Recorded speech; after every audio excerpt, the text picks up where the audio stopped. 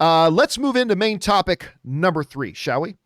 And our third main topic today gets submitted to us by Ali Makaveli, who writes, "You're the perfect guy to ask this to. Okay. Do you think re-releasing a movie in order to claim the top box office spot is cheating? Most movies don't do this, but Avatar and Endgame have. The former has done it twice now, and the latter did it once." A lot of people forget about that, Rob. Endgame did do a re-release because they put that little Hulk thing in it that was supposed to be bonus feature. Anyway, the former has done it twice now, and the latter did it once. But maybe Endgame will be re-released again in order to get back the top. I think it's silly and petty. Your thoughts on this, please. All right, thanks a lot for sending that in. And yeah, I mean, it's an interesting situation because, of course, as you guys know, over the past number of days, the number one all-time movie, box office-wise, the most successful all-time box office movie in history changed. It went from Endgame back to Avatar. Avatar, which of course held that title for almost a decade. Avatar held the top spot for almost a decade. Endgame came out, it overtook it. And we've said, Rob, we have said on this show ever since Endgame came out, we said at some point Disney's going to re-release Avatar and have it take back the number one spot. And then at some point down the line again, Endgame will get another re-release and they will play hopscotch with each other through history, changing and sharing off and handing off the number one box office spot titled the movie. Is the question I've been getting sent to me a lot is, both on my social media and here on the channel, a lot of people asking is, should this even count, Rob? A lot of people asking me, should this even count? When you consider the fact that it had to come out and be re-released in order, by the way, I love that graphic that Ray made, that this thing had to be re-released in order for it to take back the top spot. And the answer for me to that question has always been this: the number is the number. That's it. The number is the number. I don't care by hook or by crook which way you got to it. You can argue, oh, Avatar, I just had this Chinese release and that's why it's got it. But people who like are Avatar sympathizers will say, oh, but Endgame, if you take inflation into account, Endgame didn't even come anywhere close to Avatar. And then, it can go back and forth. It can go back and forth. To me, listen, you mentioned in the email that most movies don't do this. The reason most movies don't do this, Rob, and this is key, the reason most movies don't do this is because most movies wouldn't be able to be put back in theater and generate interest amongst fans to go back in a large amount to pay money to go see it in the theater again. There are some movies that do have that draw and that power. Endgame is one of them. Avatar is also one of them. And if it says something about your movie that, hey, this movie's available on home video and has been for years, but if we put it back in theaters, people still want to go see it. That says something about movies like that.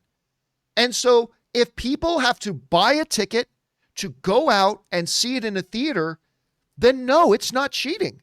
It's legit. It's as legit as anything else. It's no more cheating than saying Endgame shouldn't even qualify because whereas Avatar was a true standalone movie, Endgame was the byproduct of an 11-year build-up, 20-plus movies, 25-plus A-list Hollywood stars, blah, blah, blah, blah. It doesn't matter. I don't care about any of the song and dance. What's the number? And right now, the number is that Avatar is the number one all-time box office film in history. At some point, Disney will go, hey, everybody, want to get ready for Avengers 5? Come on back and watch Endgame in the theaters again to get all built up for it, and then it will take the number one spot. And I'm fine with that. I am fine with that. These are two movies that through their success have earned that top spot. And if they play hopscotch a little bit and people are still willing to pay money to go to theaters and see them, whatever's the number, Rob. That's my opinion of it. Rob, I'm curious, when you look at this situation, because we are talking about a significant milestone here in all of movies, the number one movie of all time. Is the re-release dance, is that cheating? Is it as legitimate as anything else? How do you see this? Is Avatar to you now the number one box office film of all time, or is it still Endgame? Yeah. No, it absolutely is. What people forget is movies used to get re-released all the time. Gone with the Wind, Disney films like all their classic animation and Mary Poppins and things like that Star Wars got re-released many times from 1977 all the way through the special editions.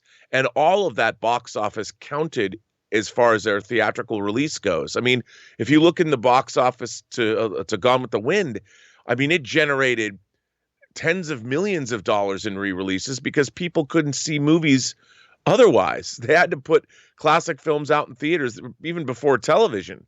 So re-releasing movies used to be something that happened all the time. In the home video era, we saw less and less and less of that. People forget even Disney released the last time Song of the South was released in theaters was 86, and Disney played these things for a long time. So, and Disney's putting out Avatar. So the company that has the longest history of re-releasing films, indeed, it was their bread and butter for a long time, re-releasing their classics, just put Avatar back in theaters. And people forget, John, to see Avatar in 3D IMAX is truly a transporting experience. It's the best 3D by far, by a wide margin that's ever existed. And to see it in those IMAX theaters, and the Chinese market still has 3D, it's been, 11 years, 12 years now since people have been able to experience that kind of transportive, immersive experience that Avatar delivers. There's no other movie like it, so it makes sense to me. And I'm sure we'll see it get re-released in IMAX theaters before Avatar 2 comes out. Yep, to promote Avatar 2. And again, if people are willing to pay the money, then it should count towards the box office. And yep. I saw there were a lot of Endgame fans very upset, Rob. Oh, they were very upset. And it's like, guys, I mean, don't worry. Listen, if you are an Endgame supporter, don't worry about it. It'll take back the number one spot at some point, and then it'll lose it again, and then it'll get it back. So don't you worry. Here's the more interesting question. How long is it going to be till we see any other movie challenge Avatar or Endgame? I'm looking on the horizon. I don't see an endpoint on the horizon about when it's going to be anything other than Avatar and Endgame. It's gonna be a long time, Rob. I mean, before we see anything else. Yeah, if ever. I think it's going to be these two doing this dance, this back and forth dance for a while. Question is, guys, what do you think about this? Is re-releasing cheating? Should other things be taken into consideration, or is the number the number? How do you guys see it? Jump down into the comment section below and let us know your thoughts. All right, guys.